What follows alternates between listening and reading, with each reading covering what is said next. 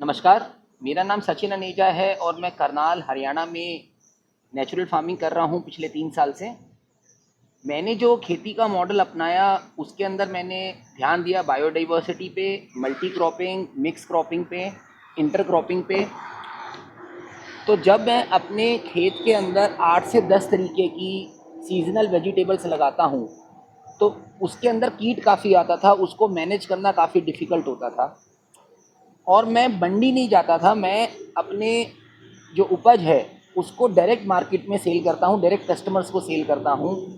एक कैनोपी लगाता हूँ पार्क के बाहर, वहाँ पे अपना प्रोडक्ट खुद डायरेक्ट कस्टमर तक देकर आता हूँ।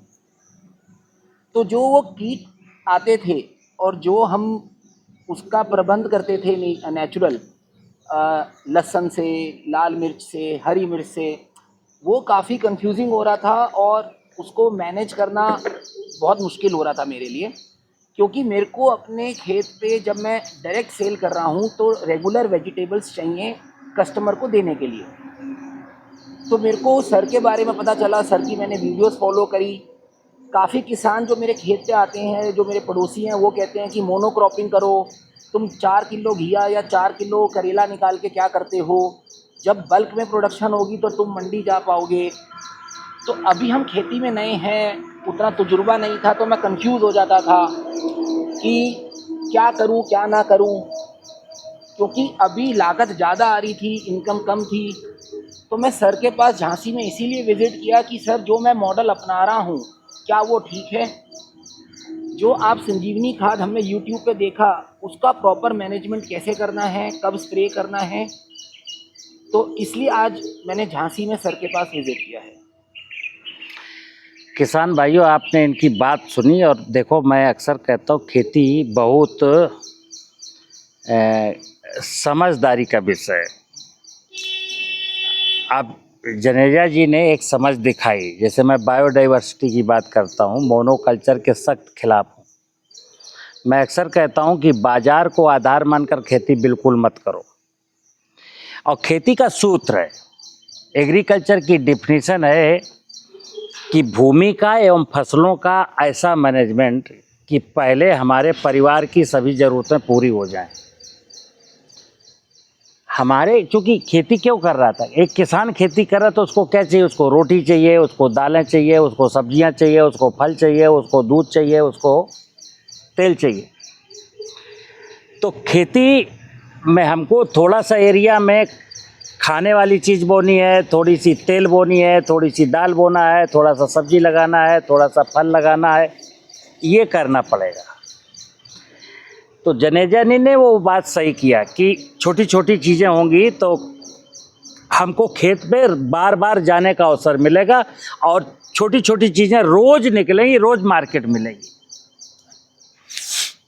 अभी जो कृषि के तकनीकी वाले लोग हैं ना, जो एग्रीकल्चर टेक्नोलॉजी बांट रहे हैं, वो भी सब एग्रीकल्चर ग्रेजुएट हैं, पोस्ट ग्रेजुएट हैं, पीएचडी हैं। और बीएससी एजी में डिफिनीशन है कि भूमि का, फसलों का वह मैनेजमेंट जिससे सॉइल की फर्टिलिटी वीक ना हो और मेरी सभी ज़रूरतें पूरी हो जाएं। ये है सूत्र। जब हमारे पास 10 एकड़ ज़मीन है और मेरी चूँकि 5 फैमिली मेम्बर हैं, तो मेरी ज़रूरतें तो 2 एकड़ से 1.5 एकड़ से पूरी हो जाएंगी। लेकिन जो 8 एकड़, 8.5 एकड़ का माल बचेगा वो मंडी जाएगा। यहाँ पर आपको मौसम के उतार चढ़ाव से थोड़ा सा सिक्योरिटी है। कई बार ओला गिर गया, कई बार अतिवृष्टि हो गई, कई बार सूखा पड़ गया, तो आपके पास 10 प्रकार की, 5 प्रकार की क्रॉप है तो 2 डैमेज हो गई तो 3 बच गई। नंबर 1 बात तो ये। दूसरा ये है कि मार्केट में कभी इस चीज़ का भाव बहुत डाउन हो गया, आपके पास 5 कमोडिटीज़ थी, 2 का भाव डाउन हो गया तो 3 का भाव ठीक है। सच्चाई दोस्त यही है।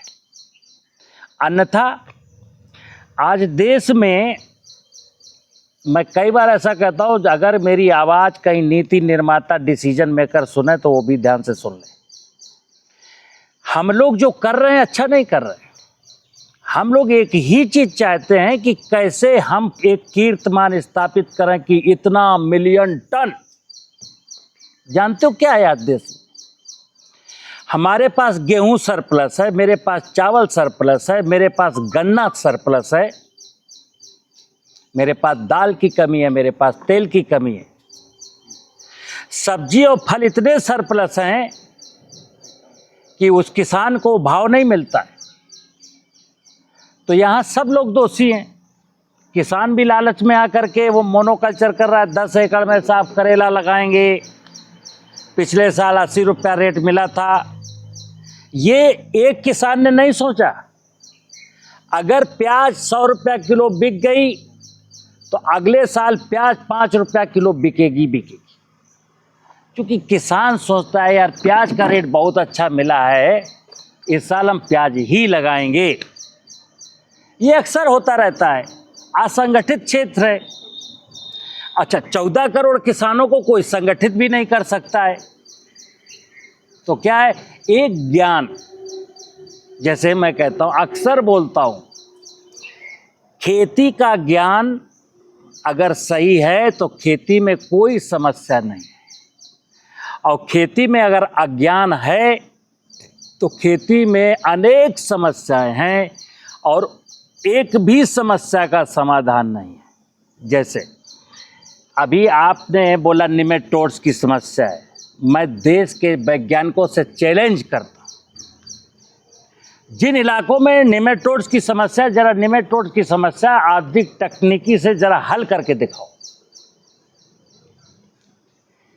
किसी भी खेती में ऐसी हजारों समस्याएं हैं, सैकड़ों फसलें, हर फसल में अनेक समस्या, किसी समस्या का समाधान नहीं निकला और किसान समस्या का निवारण करते करते करते करते आप कल्पना नहीं करेंगे, 40-50 साल पहले कोई दुनिया का आदमी कहे कि देश में किसान आत्महत्या करता था, कोई न्यूज़ दिखाओ। आज देश में 20,000 लोग हर साल आत्महत्या करते हैं। क्या? इसीलिए, ठीक है ना। तो आपका विषय अच्छा था। किसानों से निवेदन है कि 100 फसली खेती करें, मिक्स खेती करें, कई प्रकार की खेती करें, उसमें रिस्क नहीं है। नमस्कार।